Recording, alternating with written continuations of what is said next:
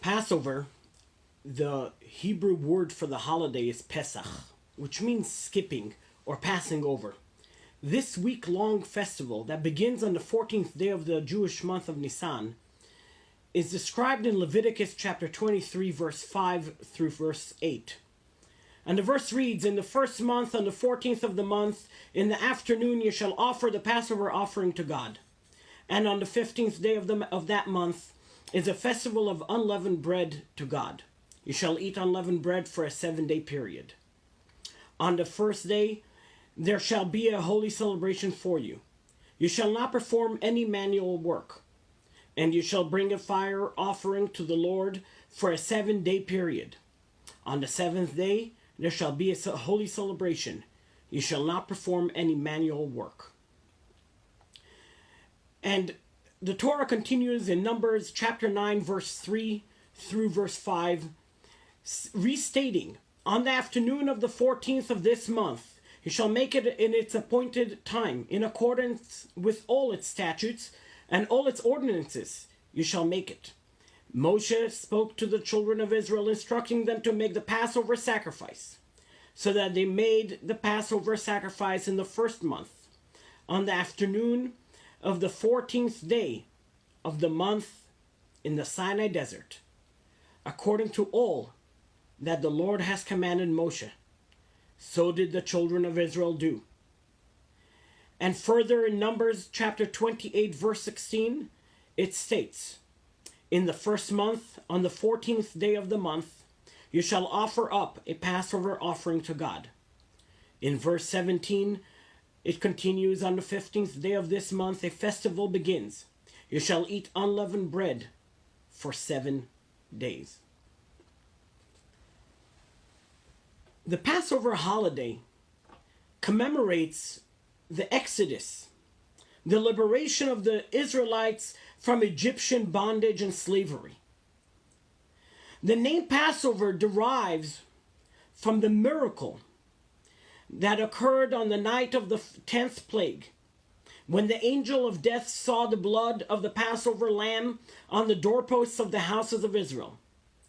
He skipped over them and did not kill their firstborn.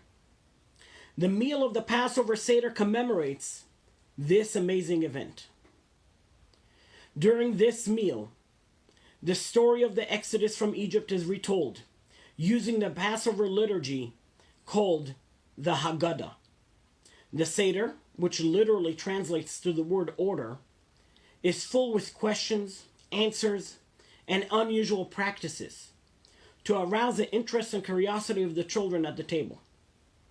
For many, the Seders last long into the night, with discussions and singing. This is a memorable evening. Pesach, Passover, the spring holiday, Exodus, the season of liberation. The Passover holiday is identified with many different names in the Torah. Some of these names are common knowledge. Others have much deeper meaning. We'd like to discuss now the name Zman Cherusenu, the season of our liberation.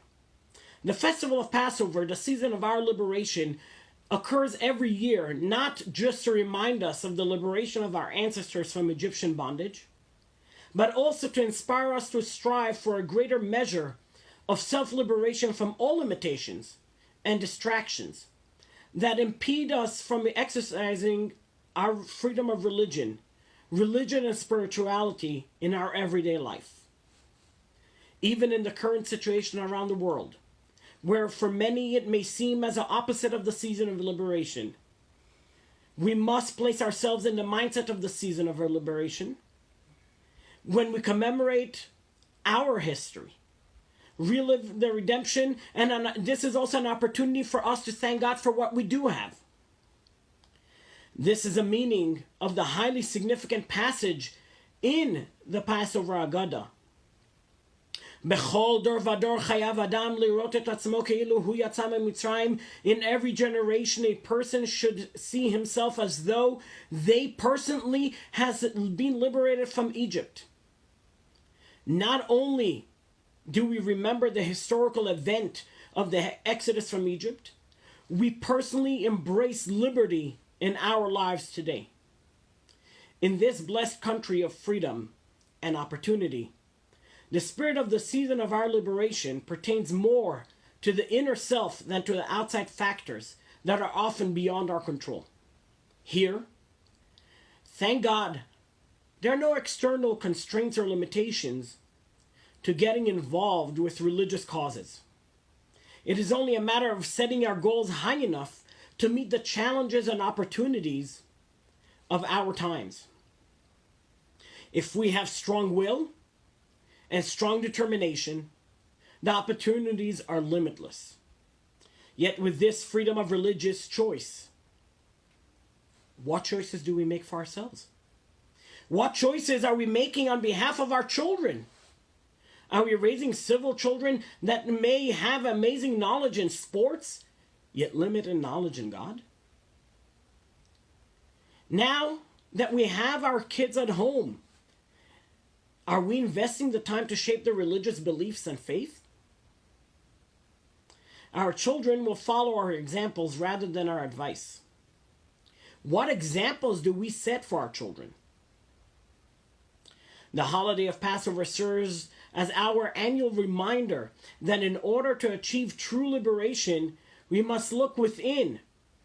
We need to liberate ourselves from our own restraints. In this season of liberation, let us all see ourselves as though we have personally been freed from our bondage, from the bondage of Egypt, of our spiritual Egypt. Let us liberate ourselves from the spiritual bondage and choose to strengthen our families and communities. If we resolve to be intentional in the choices we make, we will better ourselves and the lives of our children while moving closer to God as well. I'd like to share with you a story of the Passover Seder in the aftermath of World War II in 1945. The setting is Europe. Chaplain Rabbi Meir Abramowitz served as a Jewish chaplain for the 3rd Infantry Division of the United States Army in an area that included the German cities of Kassel, Fulda, and Marburg.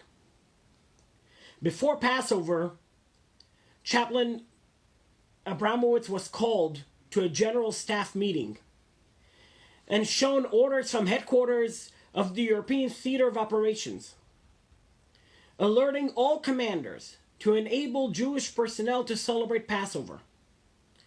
This involved granting leaves, providing special food, housing, and facilities. Chaplain Abramowitz was asked to implement those orders for the entire 3rd Infantry Division. The Seder would be held in Kassel.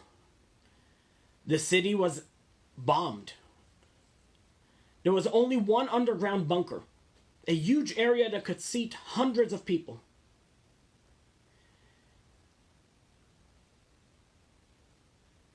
Chaplain Abramowitz began listing the special foods, wine, Haggadot, that he would need. He was told that those were already stipulated in the order from headquarters. And as the meeting was coming to a close, Chaplain Abramowitz asked permission to invite Jewish survivors of the Holocaust to partake in the Seder as well. His non-Jewish commander responded, "Absolutely, and that's an order." Within a week of that meeting, Passover supplies began to arrive in military trucks. The drivers affectionately nicknamed the operation the Matzah Ball Express.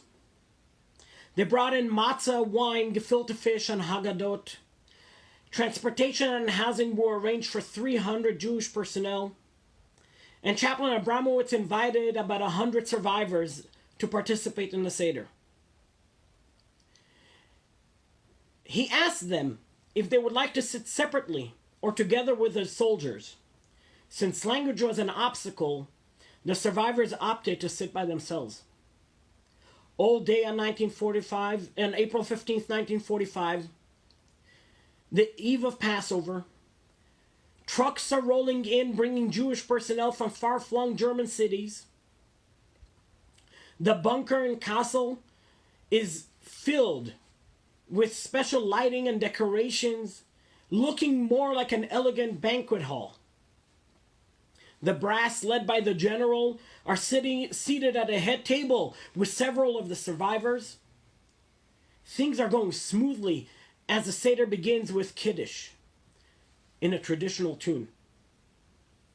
However, as they reach the Shehechianu, the blessing that mentions, "Blessed are you, God, who kept us alive to reach this season," everyone broke down in tears.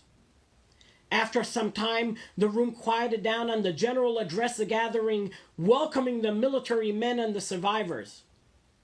He then asked one of the survivors to read and lead the next section of the Haggadah, which was a Hey Lachma Anya. This is the bread of affliction which our ancestors ate in the land of Egypt. The survivor began recounting the afflictions he and his fellow survivors suffered under the Nazis.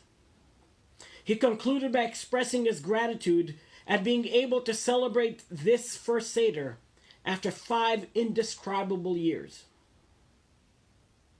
Finishing his remarks, the survivor toasted the American general and the U.S. troops in appreciation. The response was spontaneous. Soldiers walked over to the survivors' tables, embracing them. Chaplain Abramowitz later recounted that it was at that point that he lost control of the orderly Seder. He couldn't get the guests to quiet down, to continue reading the liturgy in the right order. They reached a song, "Avadim hayinu leFaro b'Mitzrayim," we were slaves to Pharaoh in Egypt. However, neither the survivors nor the soldiers wanted to sing about being slaves. They did not want to sing about a Pharaoh. They had endured enough of Pharaoh.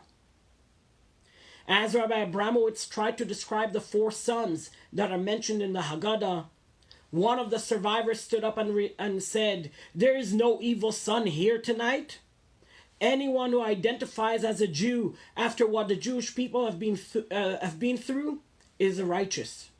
Today, there are only righteous Jews." Everyone started clapping and singing.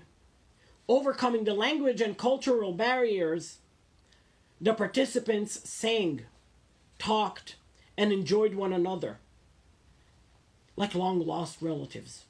They continued toasting, talking, and enjoying each other, following the Haggadah, each at their own pace. The general, realizing that Chaplain Abramowitz was dejected at not being able to conduct the proper Seder with coordinated Haggadah readings, approached Chaplain Abramowitz, put his arm around his shoulder and the other arm around the rabbi's chest. Then he said, "Son, I don't know much about the Jewish faith or Passover practices, but one thing I do know. You never conducted a better Seder before, and you'll never conduct a better Seder in the future." The general was right. The survivor was also right. There are no wicked sons. Today, anyone who identifies as a Jew after all the Jewish people, all that we have been through for 2,000 years, is a righteous Jew. May we all merit to celebrate together in the Holy Temple in Jerusalem. L'shana haba'a b'Yerushalayim, next year in Jerusalem.